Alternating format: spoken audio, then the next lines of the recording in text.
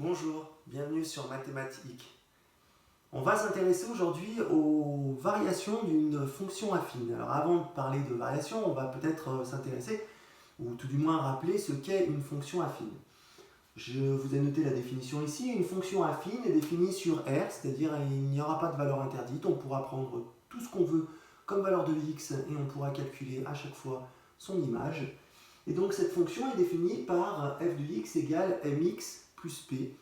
C'est la forme d'une fonction affine. Alors m et p étant deux constantes qui sont déterminées et que l'on connaît bien souvent.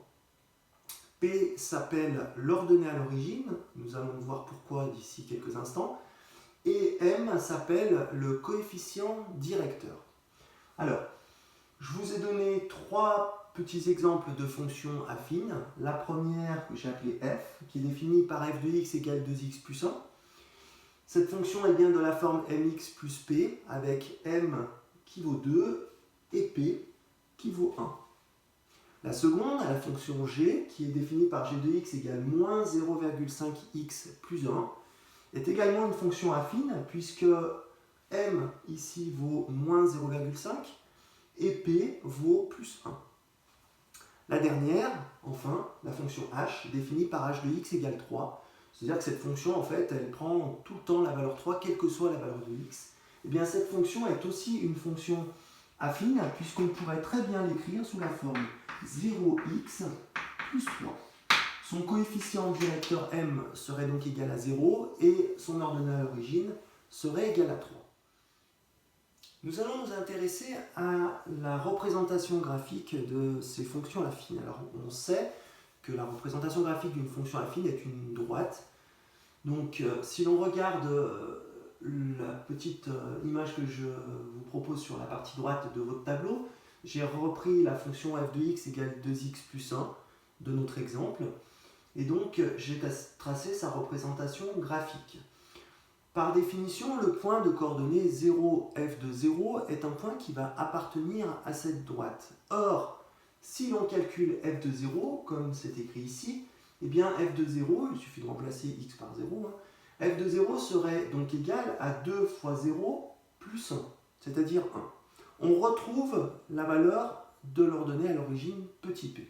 Autrement dit, le point qui est indiqué sur la droite, qui a pour coordonnée 0 petit p, est un point situé sur la droite.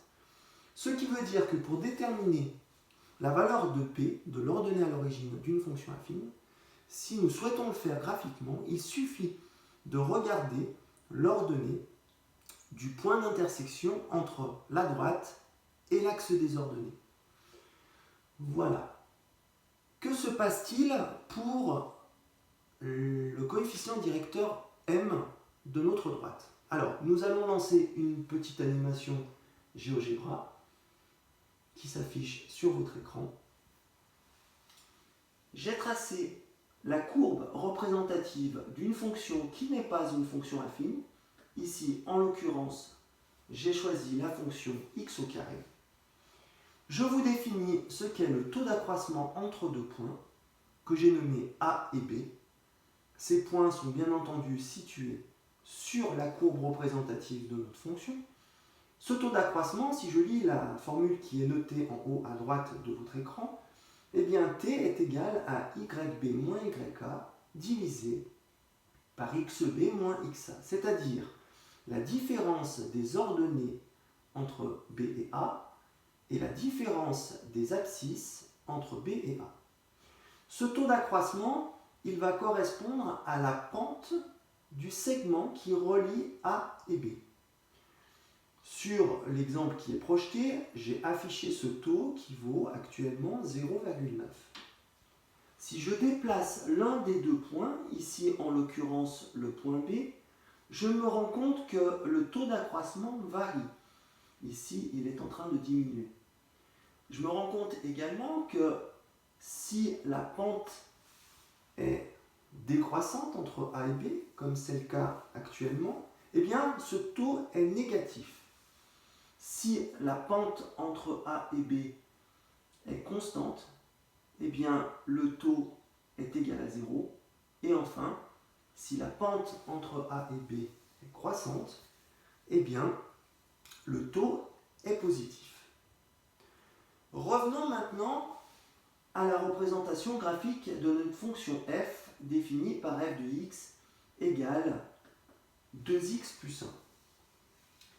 J'ai fait exactement la même chose, c'est-à-dire je vous ai réécrit la formule du taux d'accroissement, j'ai choisi deux points A et B sur notre droite, j'ai tracé le segment AB et j'ai affiché la valeur du taux d'accroissement entre A et B. Et bien sur cette vidéo, on se rend compte que si l'on fait varier le point B, le taux, quant à lui, ne change pas. Il reste égal à une constante, en l'occurrence 2. On peut remarquer également que cette valeur du taux, c'est-à-dire 2, correspond au coefficient directeur de notre fonction f de x. Autrement dit, ce qu'il faut retenir, eh bien, c'est qu'une fonction f affine sera croissante si son coefficient directeur m est positif. De même, une fonction f affine sera décroissante si son coefficient directeur m est négatif. Et enfin, un cas qu'on pourrait dire particulier, si le coefficient directeur est nul, c'est exactement le cas de notre fonction h, eh bien, notre fonction sera constante. Si l'on souhaite dresser les tableaux de variation des fonctions que l'on a données en exemple ici, eh bien, du coup, le problème est assez simple, puisque pour la première fonction f, le coefficient directeur étant égal à 2, donc positive, ma fonction va être croissante.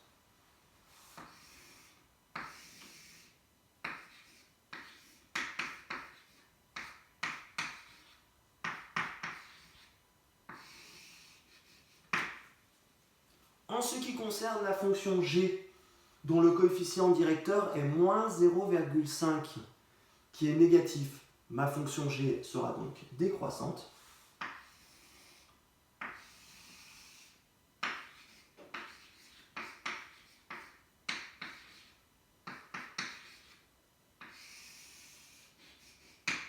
Et enfin, je ne vais pas reproduire le tableau de variation de la dernière, puisque celle-ci, ayant un coefficient directeur nul, nous venons de dire précédemment que cette fonction était constante. Voilà, j'espère que ces informations vous aideront dans vos études. Je vous souhaite une bonne journée à tous.